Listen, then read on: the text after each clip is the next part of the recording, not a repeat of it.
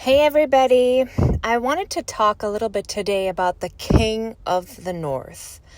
If you have been a Jehovah's Witness for a long time, the whole thing with the King of the North and who he is and his identity and the Jehovah's Witness naming certain nations as the King of the North has been integral to the religion.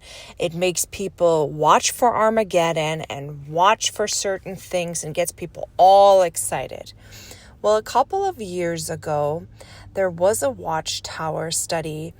Who is the King of the North today? And I'm going to read you a little bit. I will link the article so that you can see it with your own eyes, what was written in this article. It says, a new King of the North emerges. After the Soviet Union collapsed in 1991, God's people in that vast region enjoyed a little help, a period of freedom. As a result, they were able to preach freely, and before long the number of publishers in the former communist bloc rose to hundreds of thousands. Gradually, Russia and its allies emerged as the King of the North. As discussed in the preceding article, for a government to fill the role of the King of the North or the King of the South, it must do three things. 1. Interact directly with God's people. 2. Show by its actions that it's an enemy of Jehovah and his people. 3. Compete with the rival king. So, who is this rival king identified by Jehovah's Witnesses? The Anglo-American world power. So, then the article keeps on going. Let us see how Russia and its allies have filled the role of the King of the North.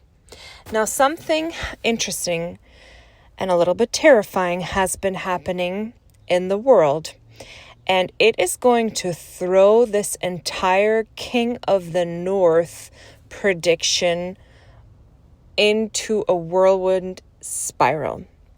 When this announcement was made with Russia being the King of the North, I remember that the Jehovah's Witnesses were in a frenzy of excitement. They were thrilled about this. I was already halfway waking up at the time, and I thought, we've had several King of the Norths. We got excited every time. I think I was at a point where I just didn't really care anymore, because I guess it felt like they were going to change it anyways. I don't know. I just was not excited. And there is a German activist who made a post about this. His name is Dietmar Brehm. And I actually went ahead and translated the original post because it's really, really interesting. If you've been paying attention to what's happening in the world, by the way, yesterday, American President Trump came out and basically called the Ukraine leader Zelensky a dictator, which was a shock and a shocking thing to say when Putin and Russia invaded the sovereign nation of the Ukraine illegally. And Trump and Putin are friends.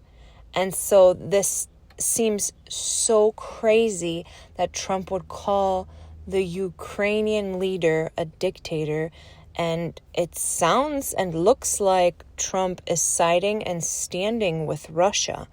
They met in talks about the Ukraine.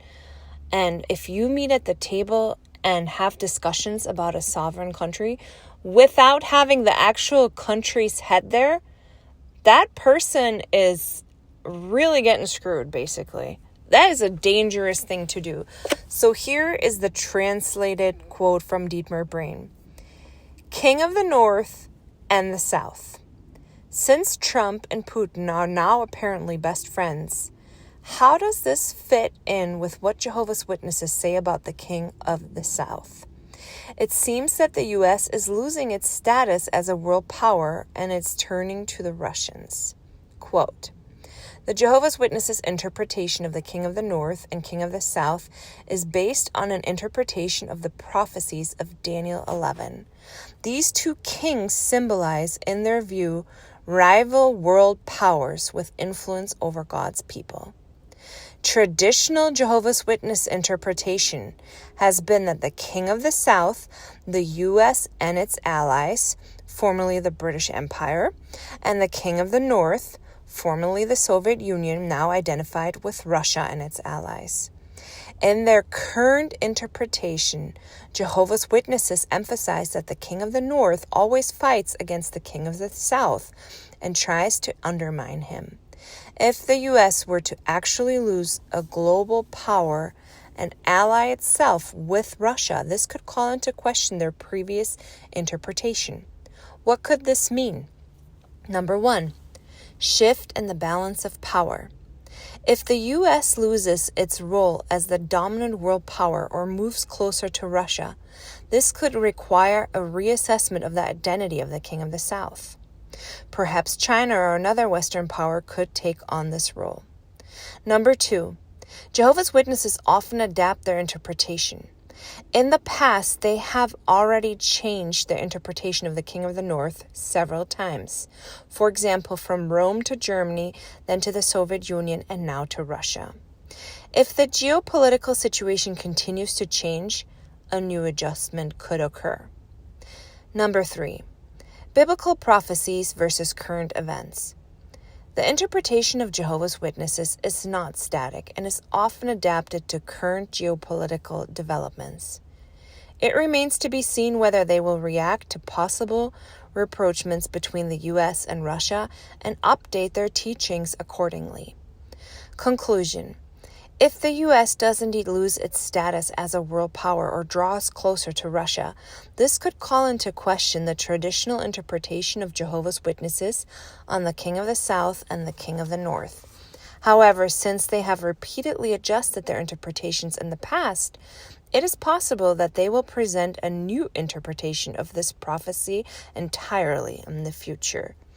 Now, that is a very, very interesting thing that has happened, and to align that with Jehovah's Witnesses teaching. Maybe we're going to see a complete shift in the understanding of the kings of the South and the North, or how are they going to lay it out now. And if you are a PMO and you're still going to meetings, I would really like for you to keep your ears open and hear how Jehovah's Witnesses are dealing with this change and what they're saying. That would be interesting. Are people actually really getting still excited about certain things? Leave it in your comments. Leave what you think in the comments. I would love to hear it. Thank you. And I thought this was a very interesting and important thing to share. And that's what I'm here for, to share the real good news, I guess. See you guys later.